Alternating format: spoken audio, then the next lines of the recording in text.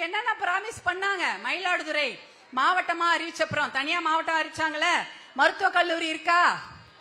மருத்துவமனை எதுவுமே கிடையாது. கவர்மெண்ட் ஆஸ்பத்திரி எதுவுமே கிடையாது.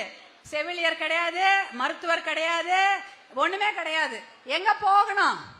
திருவாரூர் அனுப்புவாங்களா? தஞ்சாவூர் போகணுமா? பெரிய நோய் வந்தா ஜிப்மர் தான் போகணும். அந்த ஜிப்மரோ மருத்துவர் அன்புமணி தான் கொண்டு வந்தாங்க, இல்லனா அது கூட கிடையாது.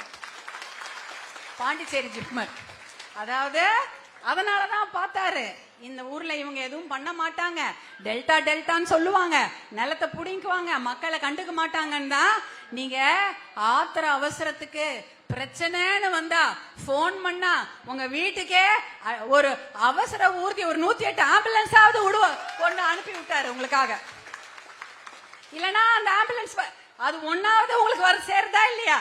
உங்களுக்கு ஹாஸ்பிட்டல் போனா டாக்டர் இல்ல, ஹாஸ்பிட்டல் போனா மருத்துவர் கிடையாது, செவிலியர்கள் நர்ஸு நிறைய பேர் கிடையாது, ஒரு கொஞ்சம் பேர் தான் இருப்பாங்க.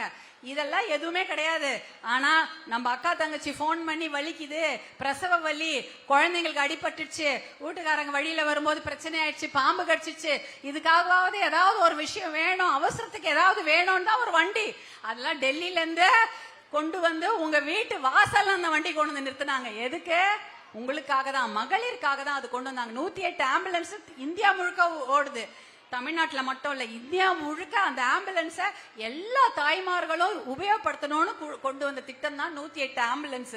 ஏன்னா இங்கதான் மருத்துவமனை எல்லாம் கொடுக்கவே இல்லையே. மயிலாடுதுறை மாவட்டத்துல அடுத்ததா ரொம்ப ரொம்ப ரொம்ப ஃபேமஸா இருக்காது பாதாள சாக்கடையாம். எந்த காலத்துல இன்னும் நம்ம இருக்கிறோம்? பக்கத்து மாநிலத்துல எல்லாம் போய் பாருங்க, அவ்வளவு சுத்தமா வச்சிருக்காங்க. பாதாள சாக்கடைய அந்த திட்டம், அது ஒரு திட்டமா? அதை எவ்வளவு செஞ்சிருக்கலாம். நகராட்சி தானே அது. அப்படி இருக்கும் பொழுது அந்த பாதாள சாக்கடையில தான் நடந்த பசங்க படிக்கிறாங்களாம். அது நடந்து போய் அந்த சாக்கடையில நடந்து போய் பள்ளிக்கூடத்துக்கு போறாங்களாம். அப்ப எத்தனை நோய், எத்தனை கிருமிக, என்ன நம்ம குழந்தைங்களோட உயிரோட விளையாடிட்டு இருக்காங்களா இவங்க? பாதாள சாக்கடையெல்லாம் அதெல்லாம் தூர்த்துட்டு புது திட்டத்தை கொண்டு வாங்களேன்.